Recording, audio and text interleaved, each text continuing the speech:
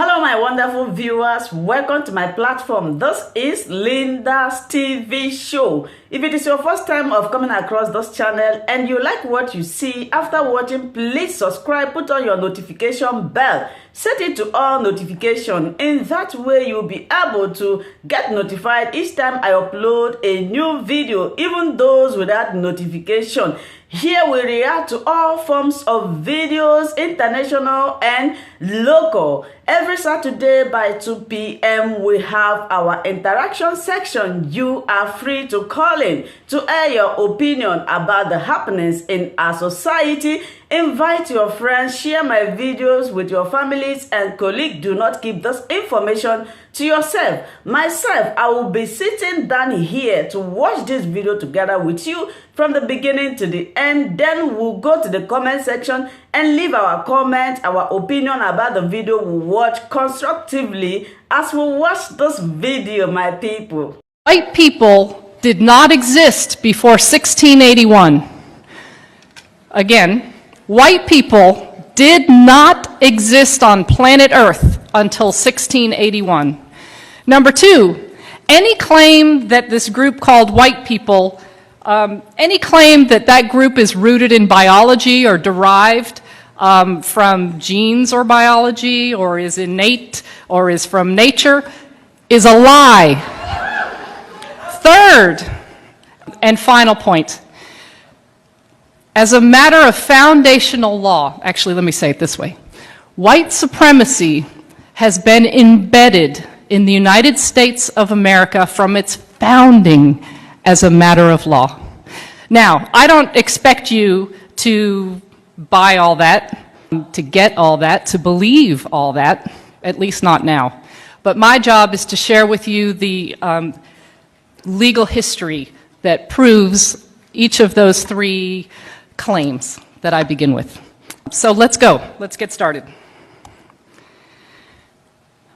We have to begin this conversation in colonial North America, specifically in the colonies, the British colonies of Maryland and Virginia.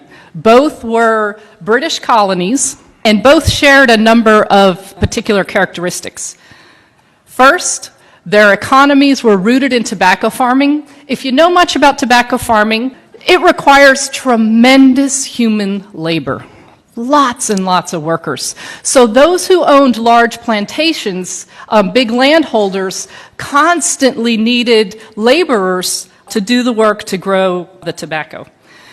In addition to sharing an economic base, both colonies had an incredible gender imbalance. Roughly 10 men for every woman. Now, let's understand a little bit about the folks who constitute the people in these two colonies. Oh, and by the way, let me give you a year. We're in the early 1600s, okay? The early part of the 17th century, colonial North America. England had, for some bizarre reason that today demographers cannot explain, there was a population boom in England in the early 17th century. So there were lots and lots of poor British people who were on the public doles, who couldn't find a way to make a living, who couldn't feed themselves. So the king in England was quite happy to have them sign a contract of indenture to then go work in the British colonies. And that is what happened. Both indentured and enslaved persons, according to historian Edmund Morgan, were sold and traded like cattle. But of course, not all laborers stand equal in terms of their labor agreement or lack thereof.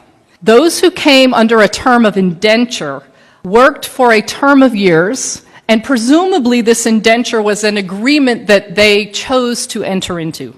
The terms of indenture were largely protected by British law, although the terms that took form in colonial North America were quite different than those that existed in England. For example, in England, indentured servants could marry because that was viewed as the way to produce the next group of workers.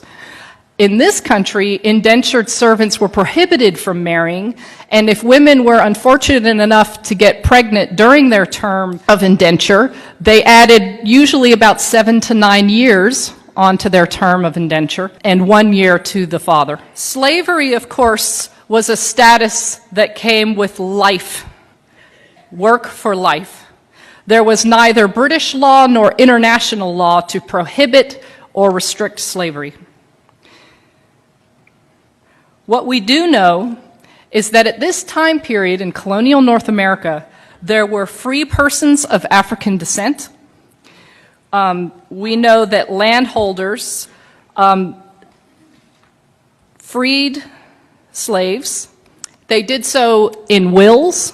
They did so by allowing them to purchase their own freedom or the freedom of a family member.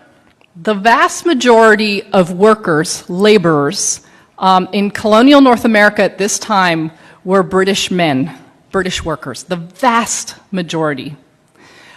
There were some women, there were some European laborers from Portuguese, Dutch, folks from Ireland and from Scotland are also revealed in the records, but the vast majority were British men.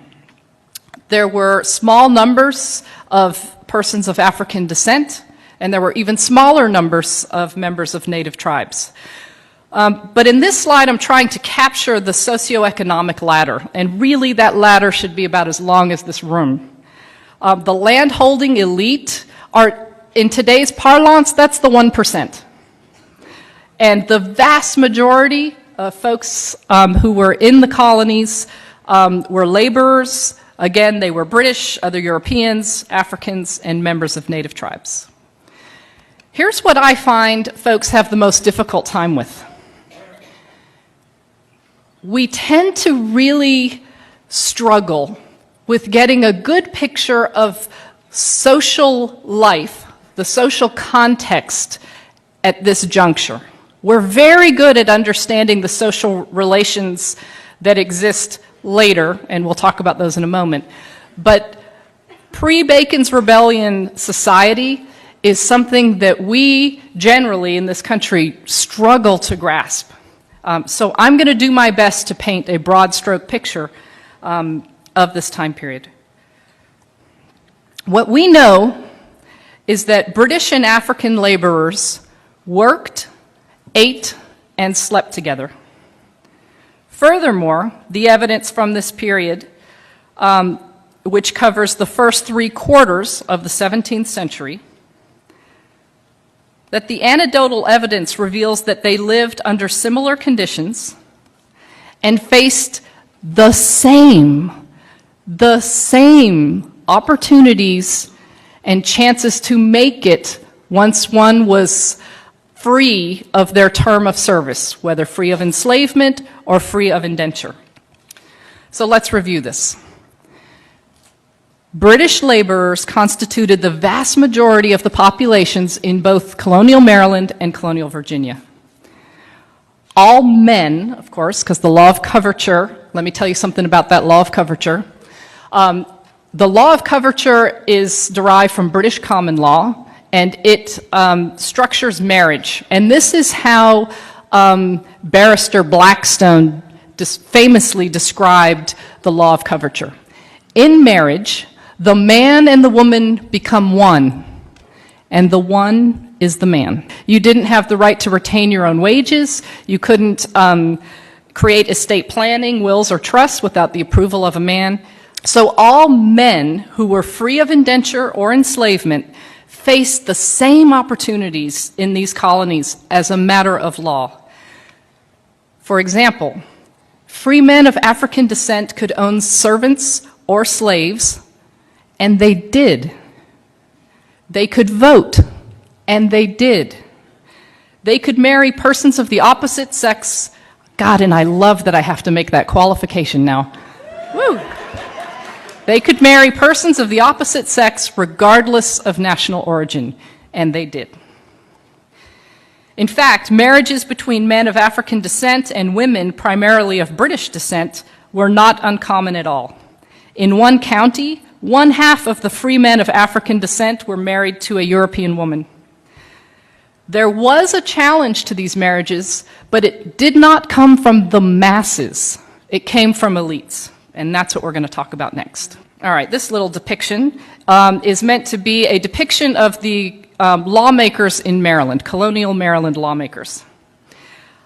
They passed a law in 1664 punishing, and I quote, British and other freeborn women who marry enslaved Negro men.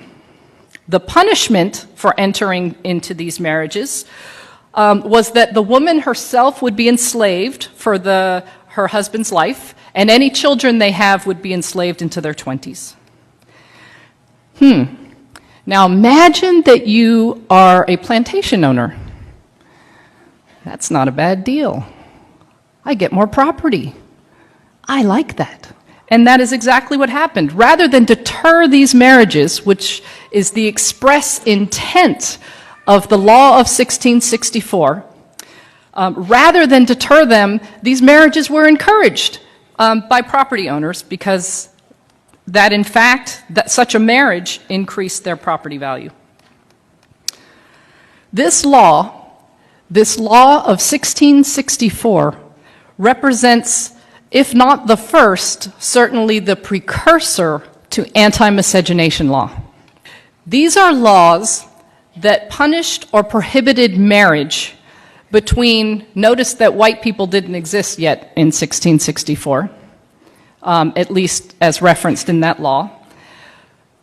But most generally speaking, anti-miscegenation law prohibited and punished marriages between a white person and a specific non-white person or persons. Let me be really clear. I read all the time in history books, in academic texts, and I read anti-miscegenation law described as prohibiting interracial marriage. That's not correct. For example, a member of a native tribe could marry a person of Chinese descent. Both were understood as racially distinct, but never did anti-miscegenation law prohibit such kinds of marriages. The only marriages that anti-miscegenation law prohibited were those between a white person and always a person of African descent, and sometimes various other groups. Okay, so just so we're really clear about anti-miscegenation law and its link to whiteness. A couple other things to note about anti-miscegenation law. It's not derived from British law. Anytime we look at law and study history and you see a break from British common law, you always want to pay attention because it tells us something about the needs and desires of those who wielded power in the colonial context. So anti-miscegenation law was one of these laws. They were passed colony by colony and then state by state. It's a really important area of law for a number of reasons. But for our purpose this morning is because it's where this human category called white first appears on planet Earth, the first time. In addition, anti-miscegenation law is important because it lasted more than 300 years. These anti-miscegenation laws literally shaped the faces of this group of more than 2,000 X number of people that I'm looking at today. The Maryland legislature sought to correct for the encouragement of marriages that they described in that previous law of 1664 as, quote, a disgrace, unquote, to the British people, as an indication that the, quote, British or freeborn woman must be forgetful of her status as free, end quote. So they passed the law of 1681, and in this law, it made it illegal for British and other white women from marrying a Negro slave. And furthermore, the law punished any landholder who encouraged the marriages and any religious authority who performed it. This law equals the invention of the human category white. Did these group of laborers, some of whom were from Portugal, some from Holland, some from Ireland, Scotland, Did they have a little genetic transformation that occurred right after the General Assembly in Maryland met, creating a genetic sludge that we can now call white? Virginia passed its first anti-miscegenation law in 1691. In Virginia, the law prohibited both white men and white women from marrying a person of African descent or a member of a native tribe. But lest I leave you thinking that gender equality was being created in this law, let me quickly dispel that. Studies of antebellum courts reveal that, in fact, anti-miscegenation law was that, at least in the language of the law, prohibited these marriages for white men and white women. But here's what we know from antebellum court cases. We know that plenty of white men married and or engaged in intimate sexual relations with prohibited women. However, very rarely were they brought to court and punished under the anti-miscegenation law. Very rarely. So here, pay attention to this.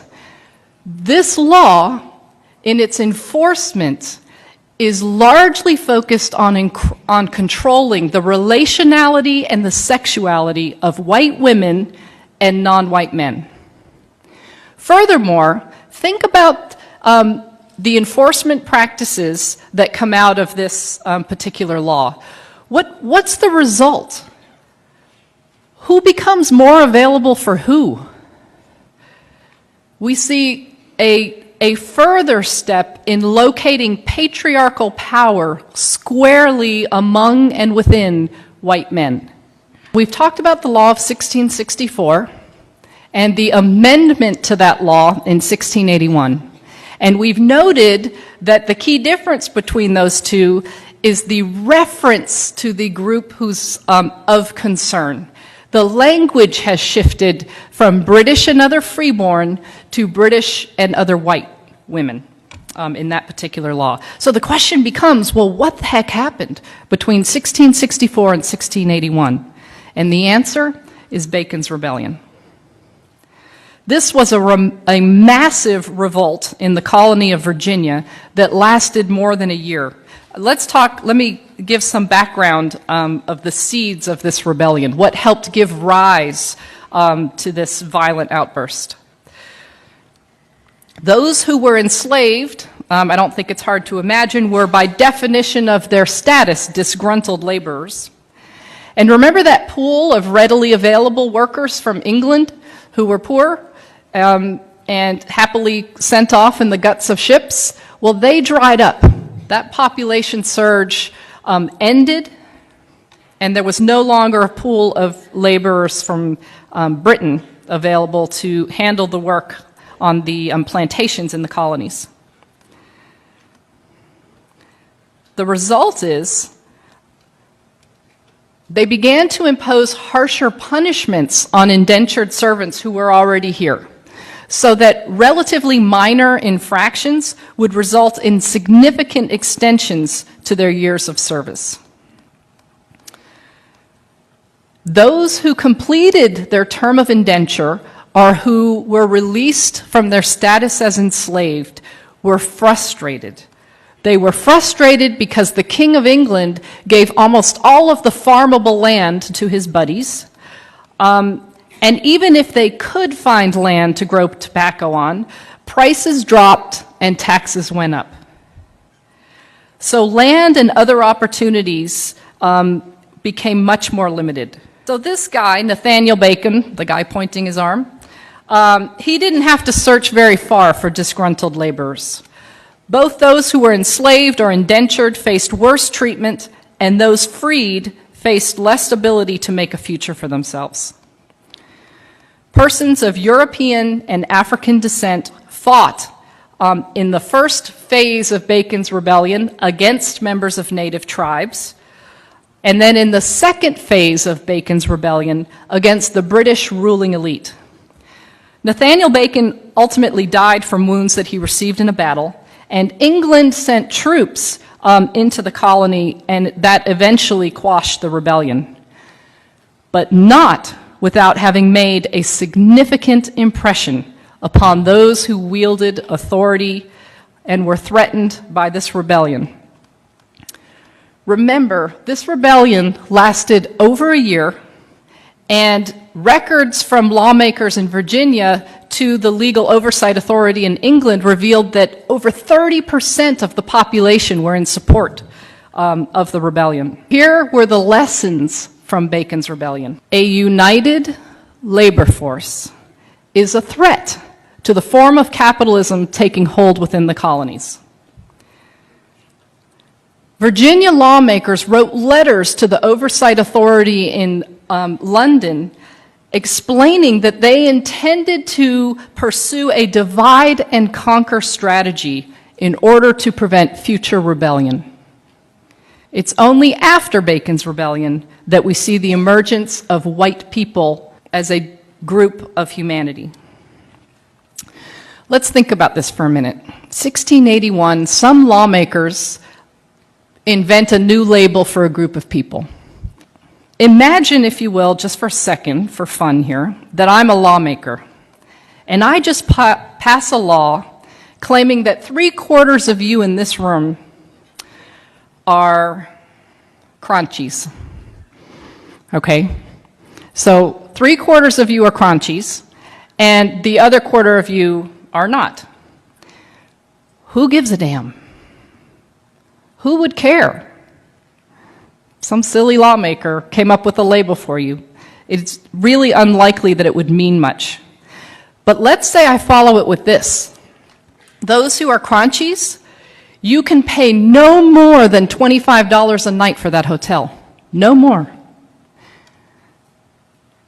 Those who are crunchies are the first to come into any room at this conference and the first to leave. The first in line at the bathroom, at lunch, at any other line that forms, and the first to get to leave. And that these privileges and advantages that come by virtue of this label that I asserted upon you as a lawmaker continues when you walk out these doors. That it shapes how you are treated and what you get to do for years and years to come. Imagine you're one of the crunchies. Imagine how you might start to feel. Wow, I must be special. Imagine you're not a crunchy. Wow, what's wrong with me? This is not fair. Let's return to the divide and conquer strategy. Laborers, prior and through Bacon's rebellion, were united. They lived the same darn lives. They faced the same opportunities, rights, and privileges once they were freed from enslavement or free from indenture. That's about to change. A slew of laws were passed in the decades after Bacon's rebellion and continued to get passed into the first quarter of the next century. The first slew of laws included the prohibition of free blacks from holding public office, the prohibition of blacks and native tribal members from marrying whites, the requirement that whites, upon completion of their terms of service, be paid goods including guns and gunpowder, a prohibition of free blacks possessing a weapon. We're going to come back to that. The prohibition of blacks testifying against whites. These laws began to give different meaning to these labels that prior to this moment just referenced where your nation of origin was. Not anymore. I want to return quickly to a law that prohibited free blacks from possessing a weapon. What this law did was essentially strip free black men of their ability to hold patriarchal power. Because look, under the law of coverture, here's how things worked. Men were in control, controlled women, Their spouse controlled their children and had legal authority to do so, including severe beatings, all financial assets and land. The man had the control, but the exchange was that in exchange for that authority, he protects. That's the trade-off for patriarchal power. Stripped, made impossible by virtue of this law. And then let's look at this law that prohibited blacks from testifying against whites. We will see that throughout U.S. history. Mexicans prohibited from testifying against whites, Chinese prohibited from testifying against whites, and then it just becomes mongrels, the label, to include persons of Japanese descent and the like. So that's a law that we see throughout U.S. history. When you look at these laws, what's the message to white people? Each one of these laws has a message to this new group of people called white folks, on the one hand, and a message to those who it denies or restricts on the other. Each one of them. This package of laws, first passed after Bacon's Rebellion, did something extraordinary. Let's imagine that that light up there represents the landholding elite, the 1%. And this represents the socioeconomic ladder in the colony, okay? And so this hand over here represents this new group of laborers called white ones. And this hand over here represents laborers of African descent and members of native tribes. Before Bacon's Rebellion and through it, these laborers had the same lives, faced the same opportunities, and that changed. But when you look at these laws that passed that created this change, it divided these, created different meaning for this group versus this group, but it didn't do a whole lot to lift the economic status of white people closer to that of the white elites. Very little movement up. What it did do was it plummeted the bottom, created a new bottom to colonial society, and shoved persons of African descent and members of native tribes there. So let's look at this group of humanity called white people. We learn from this history that white people were built upon the idea that British had of themselves as white, as Christian, as freeborn, as deserving of rights and privileges from which others can be denied. To this day, white people have not been defined as a matter of law to this day. This history teaches us that white is the tool by which laborers were divided. Those who shared the same living conditions, the same opportunities, now experience ourselves as more connected with Paris Hilton than with our African American neighbor, even though our economic status is far more similar to that neighbor than to the lives of the 1%. But not only did this new organization of society create a new bottom to it, it created a link that heretofore had not existed, that connected this new group of laborers called white people with the elite. And what was that connection? This shared status called white, embedded with the presumption of its superiority. The other thing to note about the invention of white people and the meaning of white that this history reveals is that white constituted the center of patriarchal power. And we see that most clearly through anti-miscegenation law and specifically through its enforcement. We're going to move from the 17th century into the 18th century. The American Revolution has taken place, and the First Congress of the United States of America will meet for the first time. And when they meet, they will establish laws regarding citizenship in this new country. This is the building actually in New York where the first Congress met. Here are the men who represented the first Congress. These laws regarding citizenship include an area of law called naturalization law.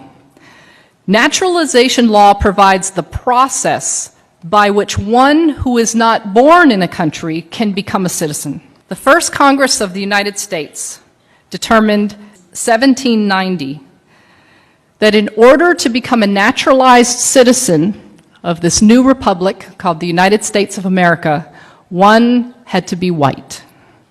This was valid law in the United States until 1952. You had to be white to be a U.S. citizen. 1952. Now, as is often the case, laws impact those who are gendered female differently than those who are gendered male. No less true with the naturalization law. For example, white women who were citizens, if they dared to marry a man who was ineligible for citizenship via the naturalization law, in other words, he wasn't white, she loses her citizenship. These laws work to make white women most available to white men, and frankly, all women available to white men. The requirement of whiteness in naturalization law has had a significant impact on various groups of people who've come to the United States of America. In fact, the naturalization law was a significant piece of evidence used in the Plessy versus Ferguson case in 1896 to determine that U.S. citizenship status and therefore the protections of the constitutions were never intended to be applied to persons of African descent. Naturalization law assured that the masses of Chinese laborers and then Japanese laborers and then various other groups of laborers who came to this country would remain cheap, dependent labor. Why? Because even though they were significant in number, especially relative to their employer and landholders and railroad companies, if you're not white, you're not a U.S. citizen. If you're not a U.S. citizen, you don't vote. If you can't vote, you can't voice your political needs and desires, thereby reducing these groups of people to dependent, cheap labor. In addition, naturalization law was used to block persons of Chinese and Japanese and Filipinos, and we could go on, various groups. Not only did it result in them getting paid less for doing the same job, but all kinds of taxes got imposed upon them. So there was a foreign wage tax, various laws were passed that blocked them from being able to work in the public sector, blocked them from being able to hold a managerial position, and then of course alien land laws were passed. These were laws that made it illegal for those ineligible for naturalization, i.e. not white people, made it illegal for them to own property. And so what's the result of these laws for white people, right? Because we're real good about seeing the harm that these laws cause for certain groups. But let's get the flip side of that coin. When I make land, when I make a whole group of people ineligible to purchase land, it makes more land available and cheaper for me, for white people. When you're the lowest paid worker and prohibited from moving up as a matter of law, then those positions that get paid more, that are more desirable, are more available to white people. So we see, just from this one law, and I could spend another hour with you at least going through these combinations of law, naturalization law, anti-miscegenation law. For watching this video together with me. Like I said before, if it is your first time of coming across my YouTube channel and you like what I do, please subscribe, put on your notification bell, share this video, leave your comment in the comment section. You are free to criticize, but let us do it always constructively. Remain blessed. I appreciate your massive support and I love and cherish each and every one of you. Until I meet you again in my next video, for now we say bye bye.